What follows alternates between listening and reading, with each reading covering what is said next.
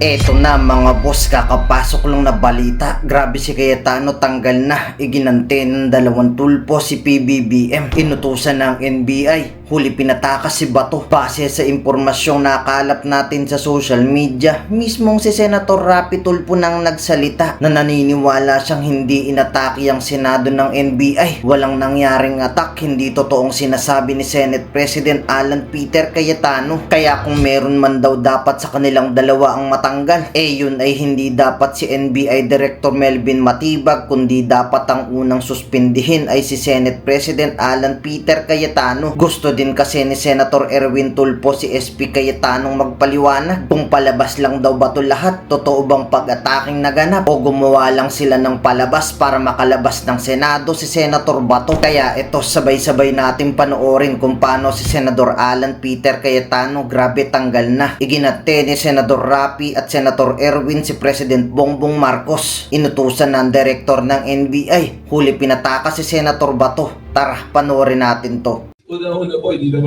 ako dyan na nagpaputok ng baril. Siguro yung sinasabi, because I'm the head of the NBI, kaya dapat suspendin ako dahil kung responsibility ko yung mga tao. Tama po ba? Kung ganun po yung magiging pasyan, unang-unang suspendin dapat si Senator Alan Peter Cayetano. Then kung ang responsibility niya si Sergeant at Arms, at in fact, inaamin ni Sergeant at Arms, sila nag-uusap sa mga pangyayari. So ako naman po, I'm willing to face any investigation. Kung ano man po, if I will be found na may kasalanan, I'm willing to serve one naman penalty na gagawin po natin. I think alam ni Ma'am Ichi yan sa tagal niyang kasama niya ako. Ano? So sa akin po gano'n.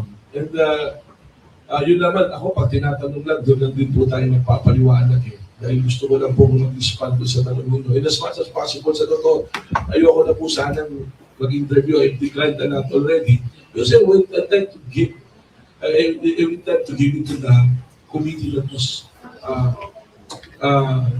as committee na ginawa, na binuo ni Secretary Bida, no? And the CID is there already. So sila yung mas makakasagot dito. But your question is something na legal and political somehow. So anong pinagkagalingan siguro kung ang responsibility, sabi po yun po siguro. If that is the case, sino po ba unang nagpaputok? Wala naman nagpaputok doon. Bakit dito nagka-latrata ng paputok to? At sino po ang may command responsibility kay Sergeant at Arms? Di ba po?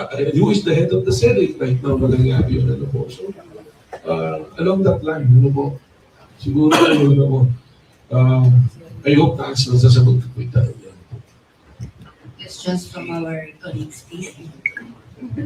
Hi, Director. Good morning. Rolando Nam from Manila Standard. Saan siya nawala kahapon? At Director, based on your findings yesterday, okay lang po ba kung ma-disclose kung paano po nakalusot si Mr. Oracion sa Senate premises? If kung Sino si Mr. Oracion? yung Mel Oracion, yung Oragon, sorry.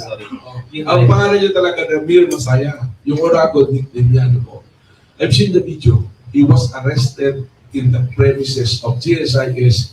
He was arrested without a warrant, without anything that he's doing, na pagsuspensyahan lang siya. I've seen the video.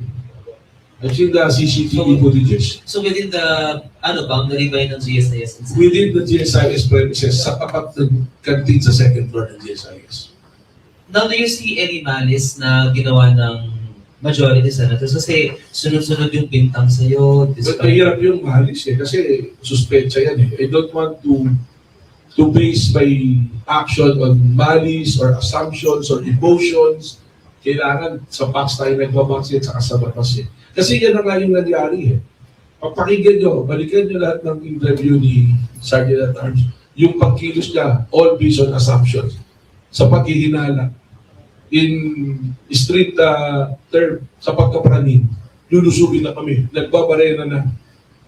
Only to find out, yung pagbabarena pala is to secure yung door para hindi makapasok from Senate passing through the GSIS. Doon po lang. So mahirap pong magbase based doon sa suspensa. Yung tamang hinala, mahirap po yun.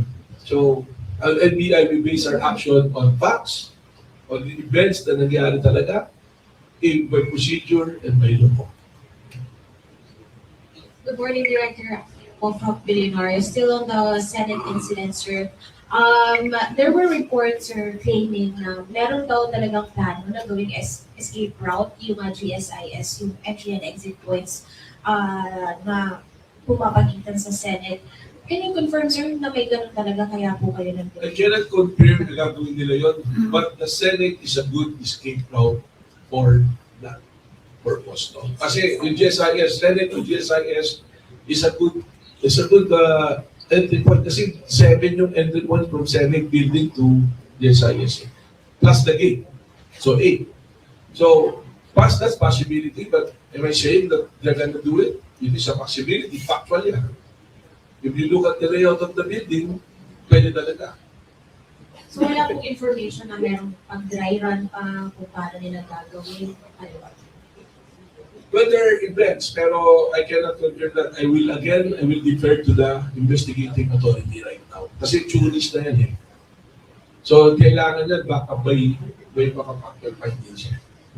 Sir, with regards to the CCTV, yung unang CCTV, yung kapakol kay Senator Pacquiao lumabas. And then ito pong sa incident na to, parang ang tagal nilang ilabas. And then may sinabi pa si SP na dadaan muna si legal. What's your take on that?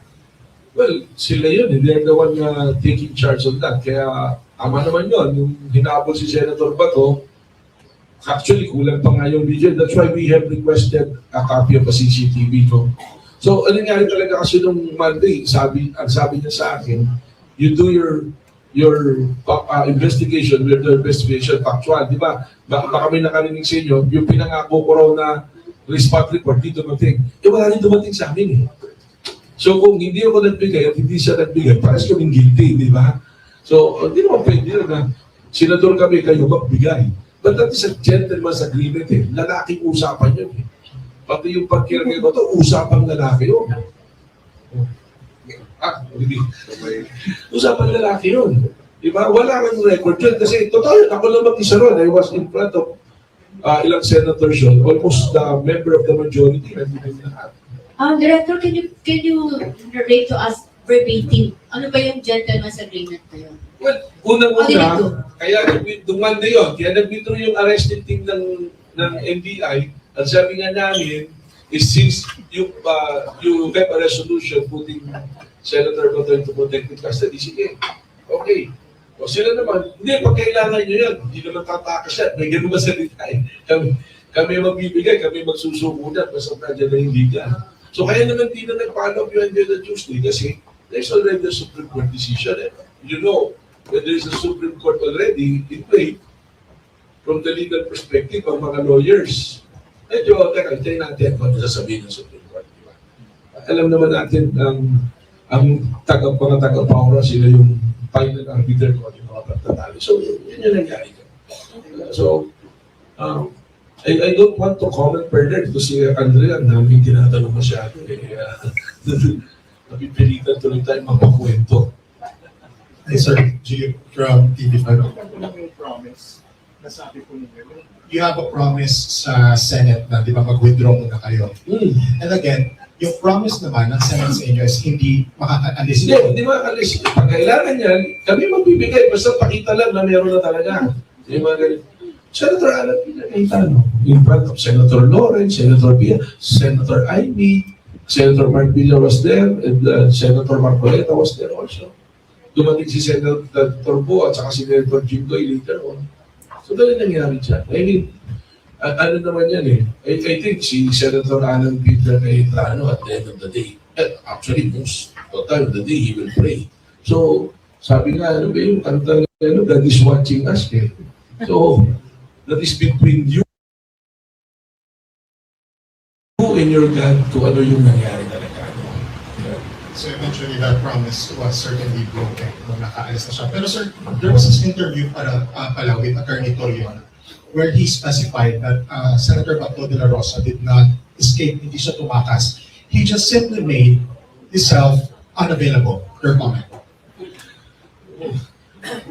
Tingnan niyo yung statement ng asawa niya, nabasa ko yung sa video na channel online eh. Yung mismo text niya eh. Sinabi niya, that Bato used the opportunity na nangyari to escape. So, call it whatever you want. But the question is, nasaan si Bato? Diba? Huli na, naging Bato ka.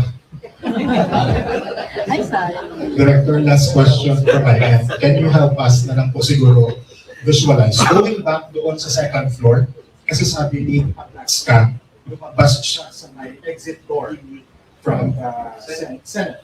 Gaano kalayo si Aplaska doon sa pinatatayuan ng NBI agent? Kasi di ba bridgeway yun, sir?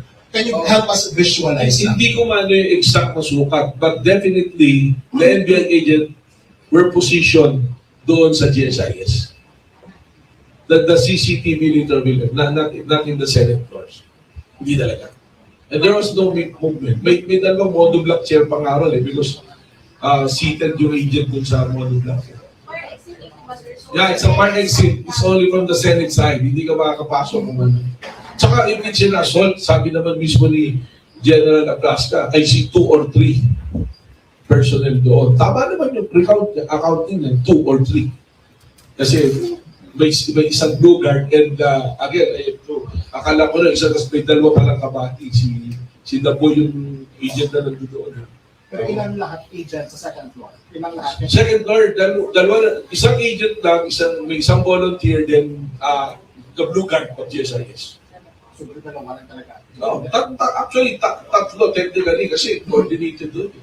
So, ano talaga, you can call it whatever, pero eventually yung CCTV, yung mga footages na nakuha ninyo at tapos sa body cam ng mga NBI na nasa ibang lugar, lalabas naman eh. So, sa akin nga, siguro, let's move forward, tingnan na natin yung ibang, itong investigation is already been there.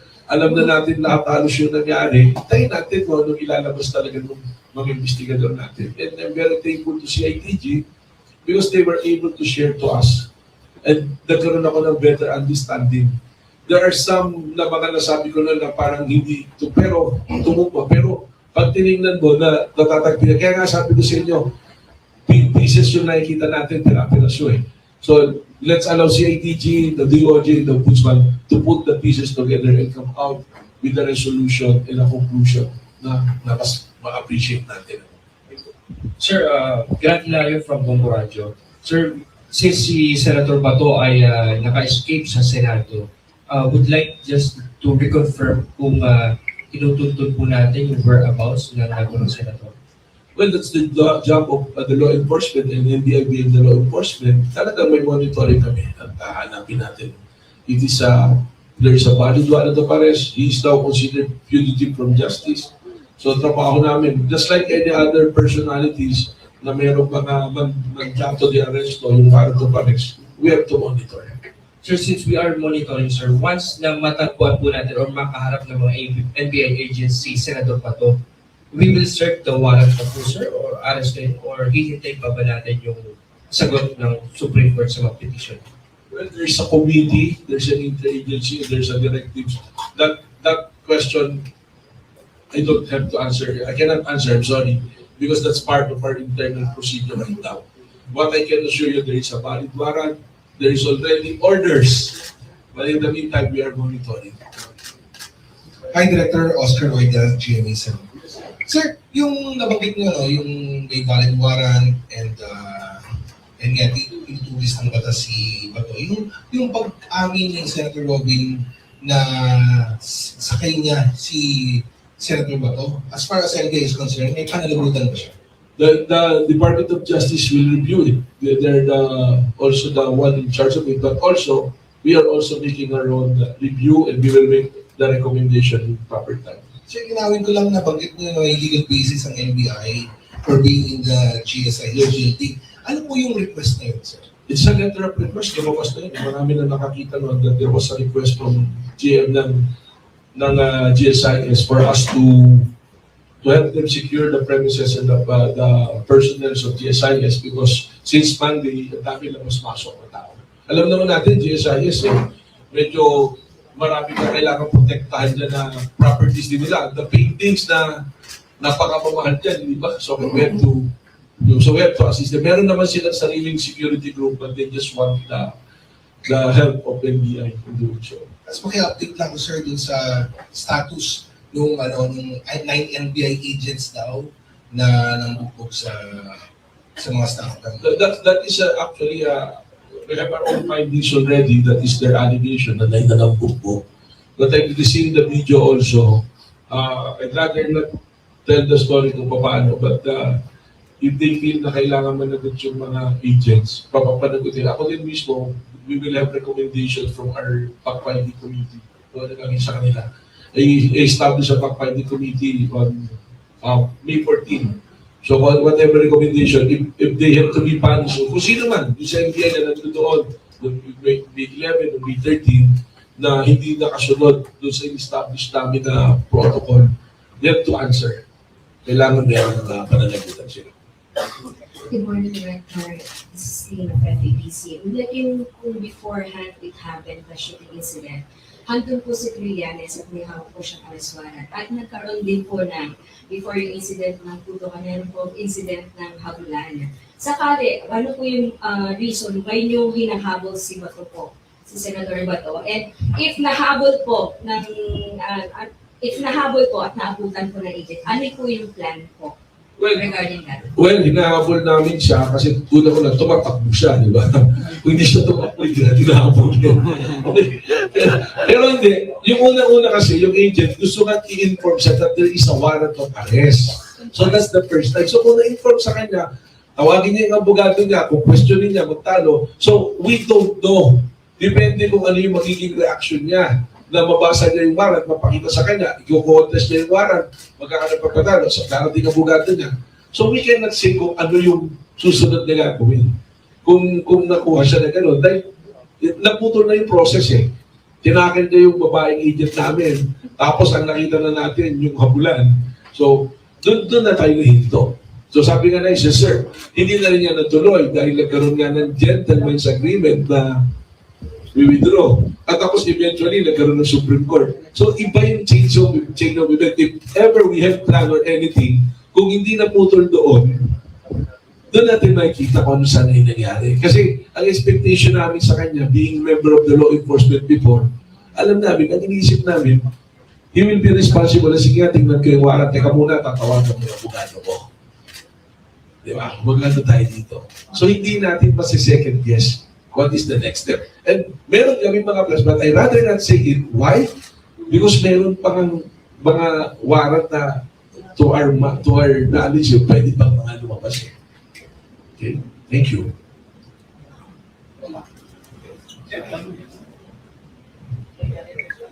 Okay na. Good morning po, Tina Velasco from DZRH.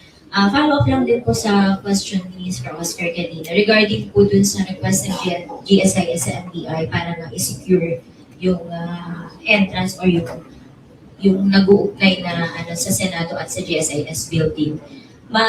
Kina-question po ng ilang mga netizen, bakit daw sa NBI humingi ng tulong ang GSIS at hindi sa PNP? That's a good point, no? Tama naman yun. Kahit ako rin, tinanong ko si GM, bakit kami eh? So sabi niya, nandito na kasi kayo ng Monday when you are doing your operations. So my presence, you're more familiar already. And other than that, sabi niya, ikaw naman, ikaw na yung kakilala ko, so ikaw na yung tawagan ko rin. Ano? So ganun yung nangyari. But ang PNP naman, their presence there already. They're thinking nila, PNP was busy securing the premises sa labas. So yun yung isang reason nila. Actually, that question should be addressed to GM. And ako, I posed that question to him when he asked us to help. But we cannot say no. Because law enforcement kami, humingi ng tulong, kailangan pumunta kami. Okay, thank you po. Wait lang mga boss, sa lahat ng solid supporter na sumusuporta sa channel na ito, maraming salamat po. Gusto ko lang kayong invite sa bago nating YouTube channel. Nasa comment section yung link ng bago nating YouTube channel. I-click nyo lang yan para makapag-subscribe. Kaya tara, panoorin na ulit natin to. Director, good morning. Jesse Cruzat from ABS-CBN News. Sir, sundot ko lang yung question na yun na it's for the GSIS to answer that question. But you think if there's an available opportunity for them to call for an assistance from the PNP, they could have done it? Pwede naman talaga eh. Pwede naman PNP, pwede naman ng NBI. Although, siyempre, nagkaroon ng kulay. Sabihin kasi yung NBI, kaya naman nandiyan, na-arrest ko yun eh.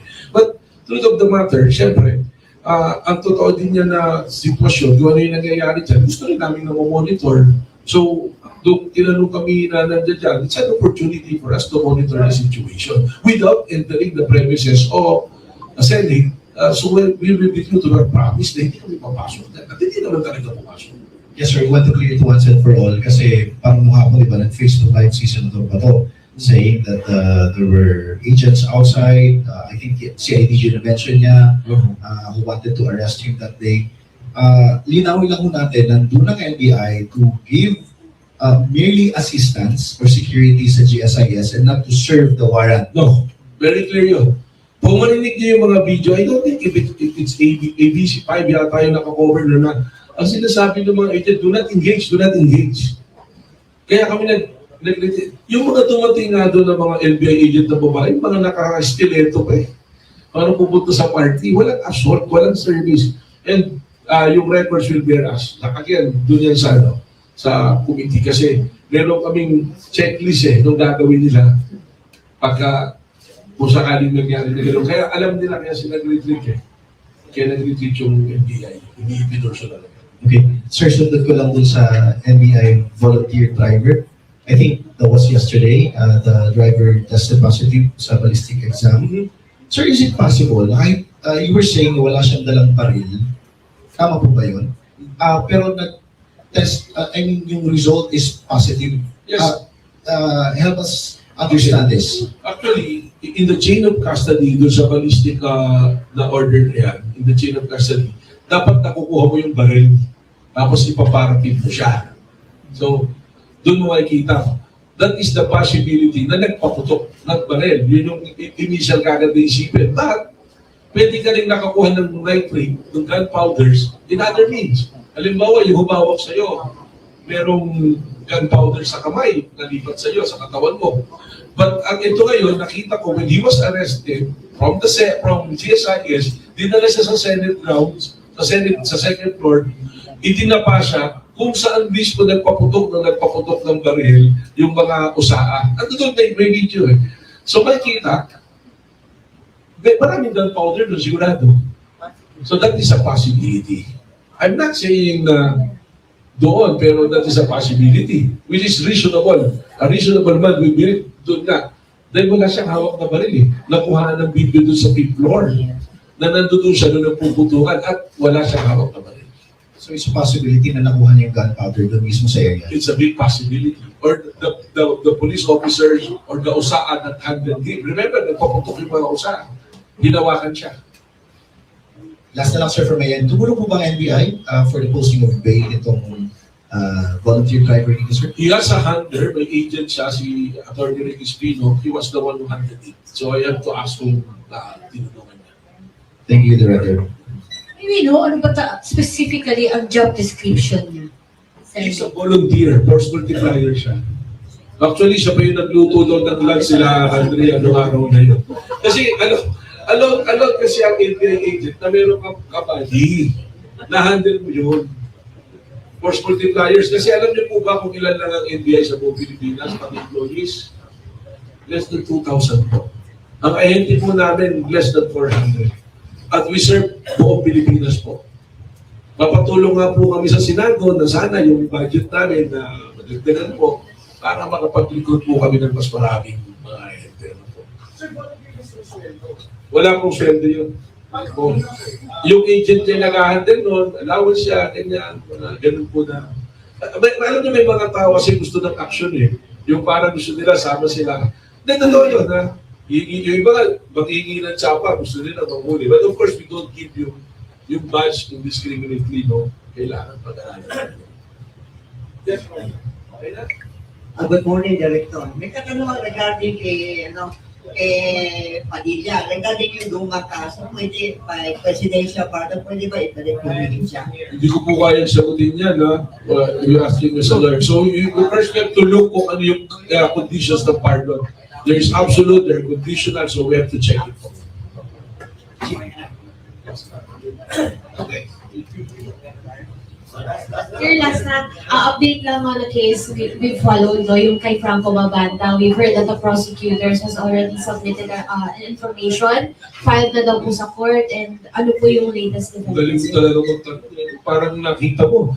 On Friday, we received the order allowing us to have access sa mga gadgets na nahula, including kay Franco Mabanta. So, yung cyber warrant namin na-approve. Ibig sabihin po nito, yung telepono ni Franco Mabanta, mabubuksan namin at legally, we can obtain informations, videos, pictures, text messages, text logs, lahat po. So, yung mga nakausap niya, kung sino man yung mga kinausap ng personality, we will have access to that. Malalaman po namin. Kaya yung pati yung mga chismis na kinausap sila, to, ganyan, we will have definite answers on that.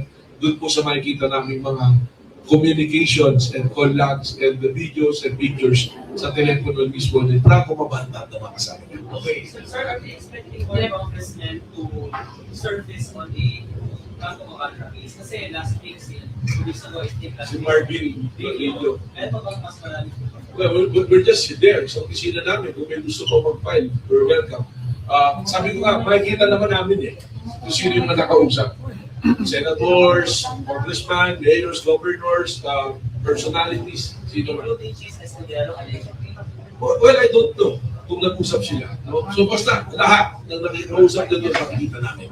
Hi, Direct MJ po from Inquirer. Yes, Direct. Clarification lang po and verification. Naipakita na po ba ng NBI ang ICC warrant kay Senator Bato, kay Senate President Cayetano? Hindi pa. Kay Bakit? Senator Bato, tumakbo na siya. Hindi po, sir. Kay Senate President. No. Hindi.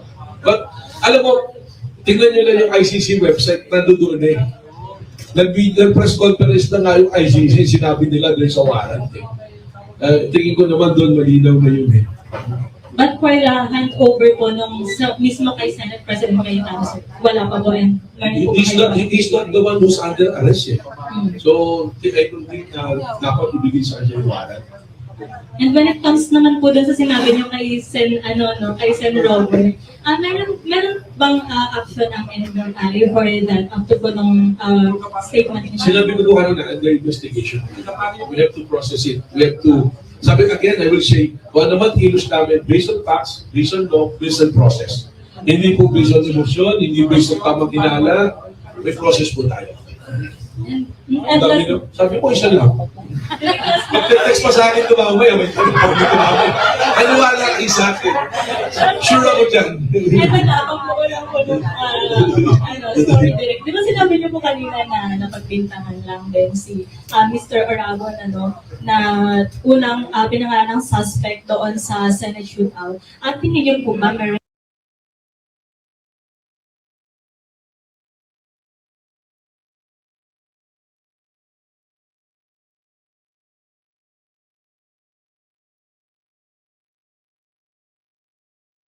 po bang like something na po ba sa kanya? Oh, I mean, To give his position, but I will not say it's an attack.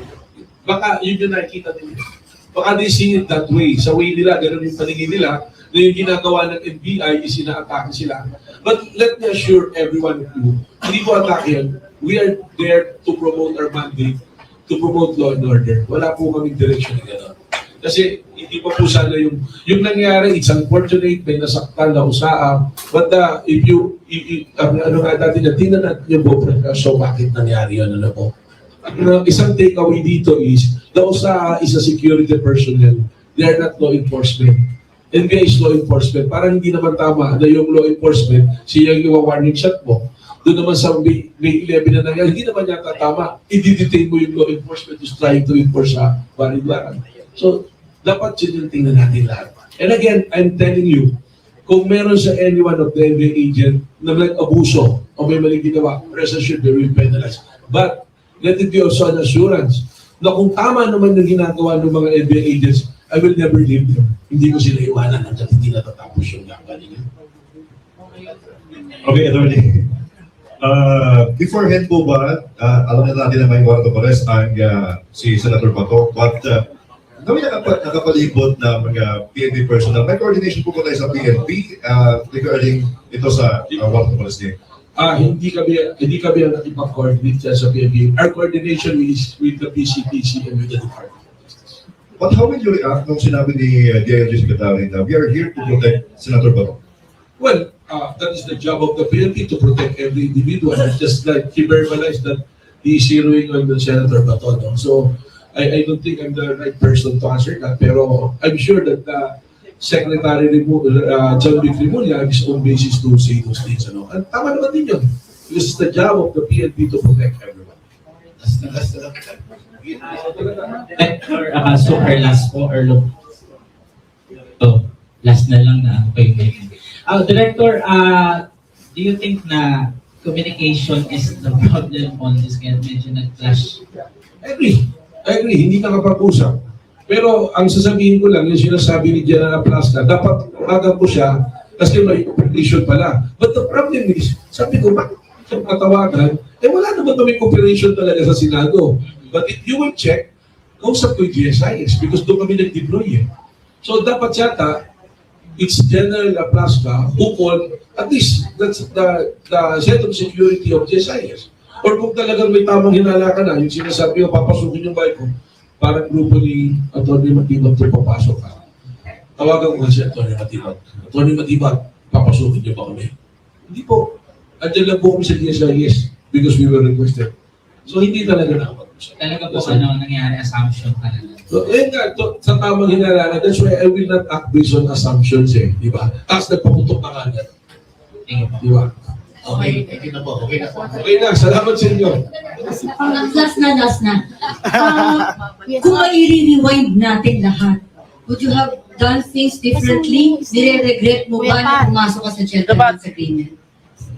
Kung i-rewind ko lahat, sana si Senator Bato, hindi na natin pinakot doon. Nagsimula sa habulan, natapos sa putukan.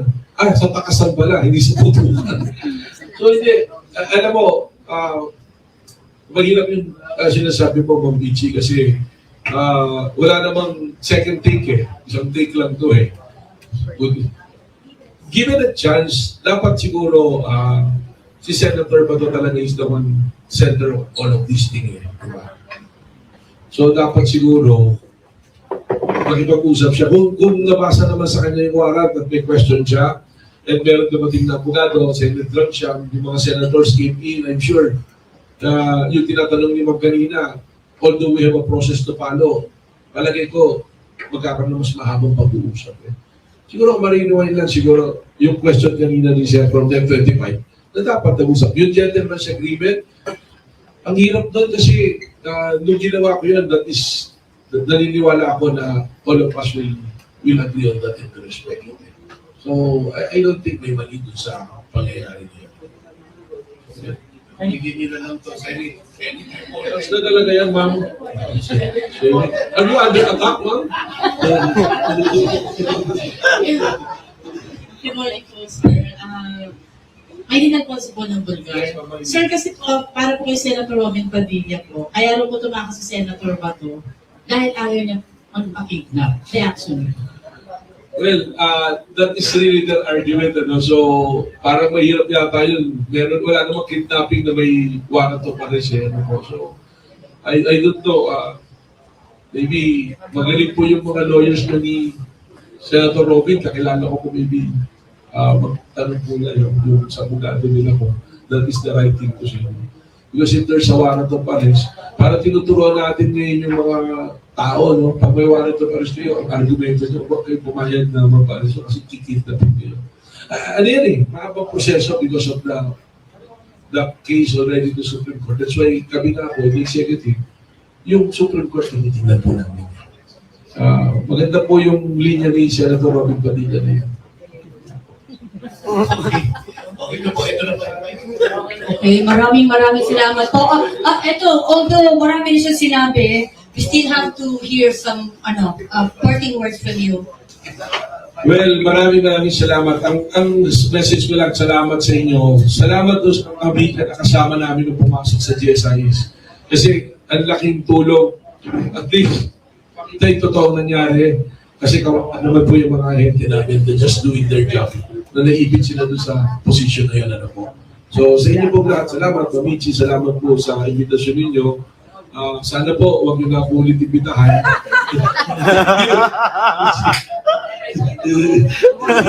Susunod ako mag-iimbita sa inyo. No? So maraming salamat. Ako naman po, I'm always transparent. Hanggat kaya kong sagutin yung tanong ninyo, sasagutin ko po. If there are things na hindi ko pwede pong sabihin sa inyo, I will be very honest also that I cannot tell it to you because of operational concern. Mahirap po yung position. Kung gusto niyo po, ako yung nandyan, ako magtatanong sa inyo. Ano po? So, ano po? Sama saan? Sa operation. We have, pamaya meron din kami sa media. Alam nyo, sabihin ko lang, no? Yung NBI po, hindi lang po ito yung ginagawa namin. In fact, I have to tell you, we have more than 10 successful operations. This week po, habang nagkakaroon ng kabuluhan sa